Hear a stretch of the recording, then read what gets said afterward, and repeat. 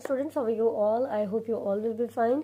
As now we are on chapter number 6, computer logic and gates, and in this video lecture we are going to discuss 2k variable map. ठीक है, 2k variable map को हम एक जो है ना 2 variable Boolean function के साथ हम इसको जो है समझने की कोशिश करेंगे. ठीक है, सो 2k वेरिएबल मैप हम क्यों ड्रॉ करते हैं? जब हमारे पास वेरिएबल्स जो हैं वो 2 वेरिएबल्स हो.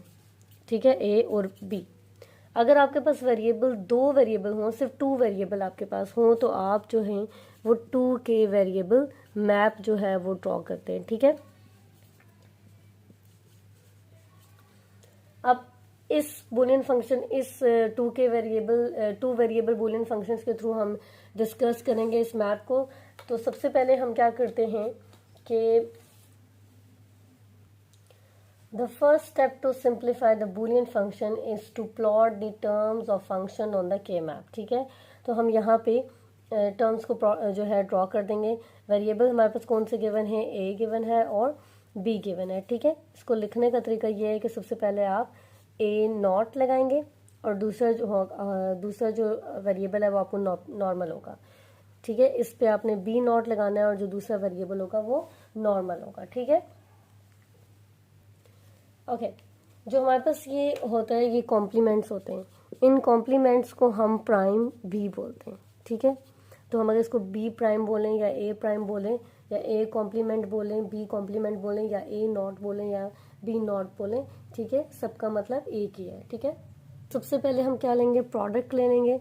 ए not B not, A not B not, इस ए नॉट को मल्टीप्लाई कर देंगे इस बी के साथ, तो ये हमारे पास होगा A not B. Then A B not and A B.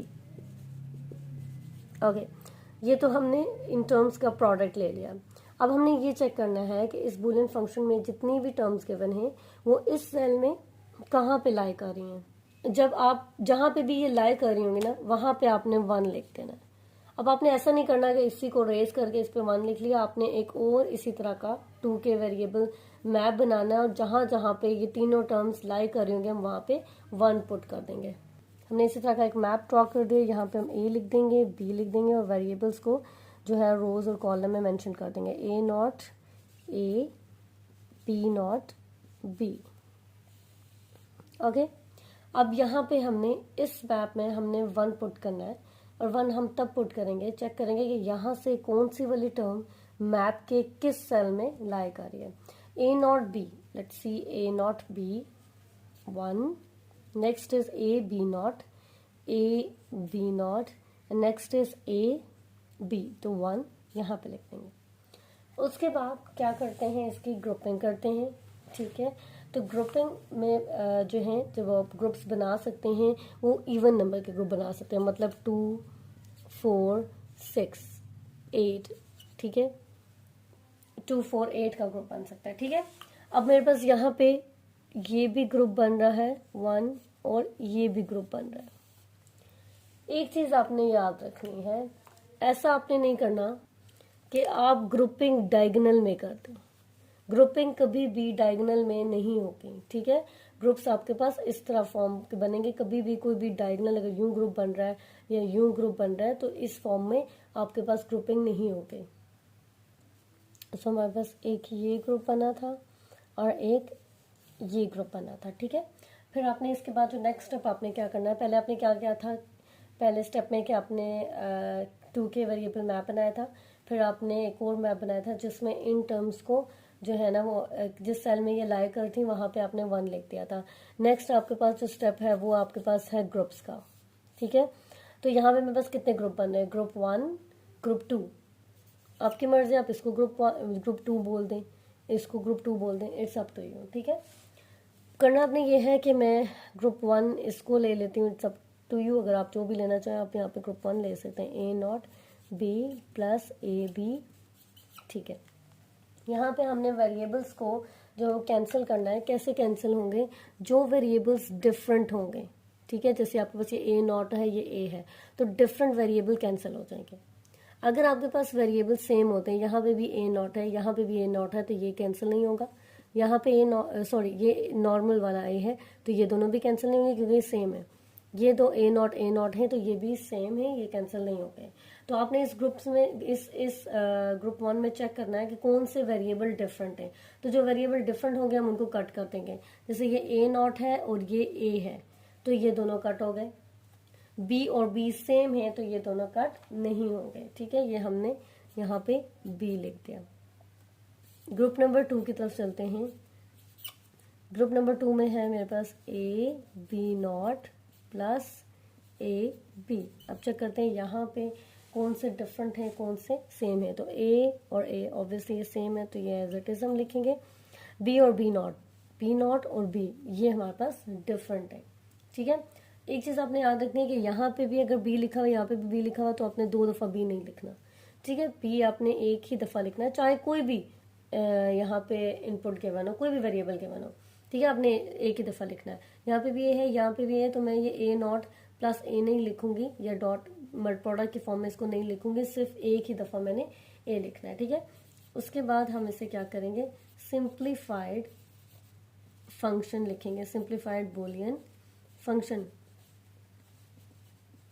Boolean function.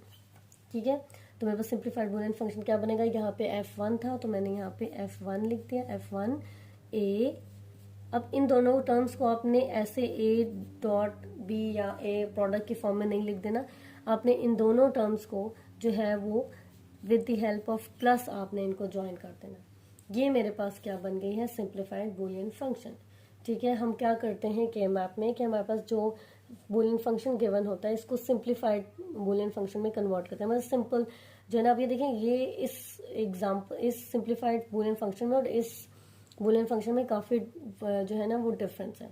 तो अगर हमें कॉम्प्लेक्स बूलियन फंक्शंस को सिंप्लीफाई करना हो तो हम क्या यूज़ करते हैं, के मैप यूज़ करते हैं। ठीक है, आपके पास 2 के वेरिएबल के मैप भी होता है और 3 के वेरिएबल के मैप भी होता है। ठीक है, 3 के वेरिएबल में आपके पास 3 वेरिएबल्स होते हैं और 2 में आपके पास 2 वेरिएबल्स होते हैं। आई होप आपको इस क्वेश्चन की समझ आ गई होगी। अब यहाँ तक जो है आपकी जो बुक है वो उसमें तो यहाँ तक मेंशन है, लेकिन बोर्ड के पेपर में, फेडरल बोर्ड में हमें ये आता है कि आपने सिंप्लीफाइड बूलियन फंक्शन भी लिखना है, इसके बाद जो इसने और आपने क्या ड्रॉ करना है, लॉजिक गेट भी ड्रॉ करना है आपने और ट्रुथ टेबल भी।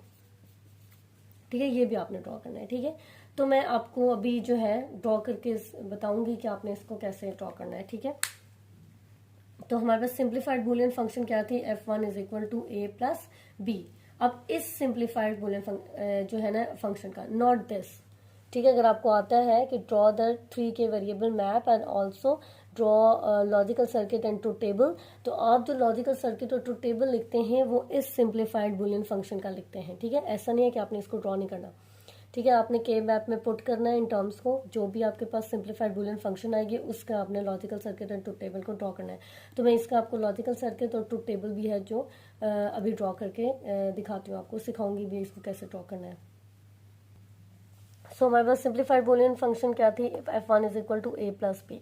ठीक है, अब इसी का हमने ट्रुथ टेबल ड्रॉ करना है और इसी का हमने लॉजिकल सर्किट ड्रॉ करना है। ठीक है, तो सबसे पहले हम इसका ट्रुथ टेबल ड्रॉ कर लेते हैं। हमारे पास इनपुट्स गिवन हैं a प्लस बी,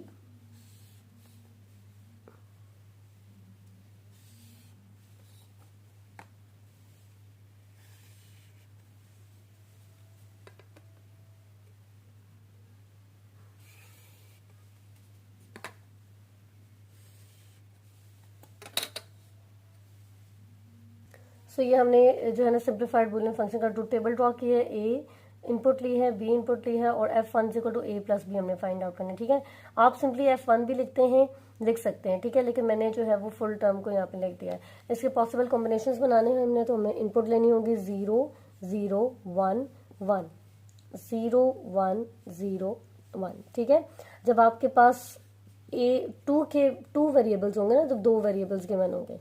ठीक है, आपने 2 वेरिएबल्स का मैप बनाना है। ठीक है, ट्रुथ टेबल बनाना है आपने, तो आपने पॉसिबल कॉम्बिनेशन कुछ इस तरह बनाने हैं, जैसे जो फर्स्ट इनपुट होगी उसमें आप 0 0 2 दफ़ा लिखेंगे, 1 1 2 दफ़ा लिखेंगे, फिर जो सेकंड आपके पास होगी उसमें 0 1 लिखेंगे, फिर 0 1 लिखेंगे। तो अब मेरे पास ये पॉसिबल कॉम्बिनेशन बन गए 0 0 0 1 1 0 1 1। बेसिकली इनको हम क्या कहते हैं, ग्रे कोड्स कहते हैं, ठीक है। ये सारे हमारे पास ग्रे कोड्स होते हैं, ठीक है। ये सारे जितने भी पॉसिबल कॉम्बिनेशंस बनते हैं they all are grey codes, ठीक है। तो इसमें ये चीज़ आपने याद रखनी है, इसको आपने थ्री जो है ना वेरिएबल वाला जो है ट्रुथ टेबल के साथ आपने इसको मिक्स नहीं करना। अगर आपके पास इस तरह गिवन है और आपने जो है वो कितने वेरिएबल्स गिवन है, 2 वेरिएबल गिवन है आपके पास, ठीक है। तो आपने 0 0 1 1 0 1 0 1 लिखना है आपने, ठीक है। तो मैंने यहाँ पे 0 0 1 1 0 1 0 1 लिख दिया। अब मुझे क्या फाइंड आउट करना है, a plus B find out करना है। तो मतलब कि a में जो भी टर्म होगी उसको मैं प्लस करूंगी b के साथ, ठीक है। तो जो आंसर आएगा वो मेरे पास F1 जो है ना वो फाइंड आउट हो जाएगा। तो ये आपके पास है 0 0 0 वो हो जाएगा, 0 1 0 1 0, सॉरी प्लस करना था, मैं मल्टीप्लाई कर रही हूँ।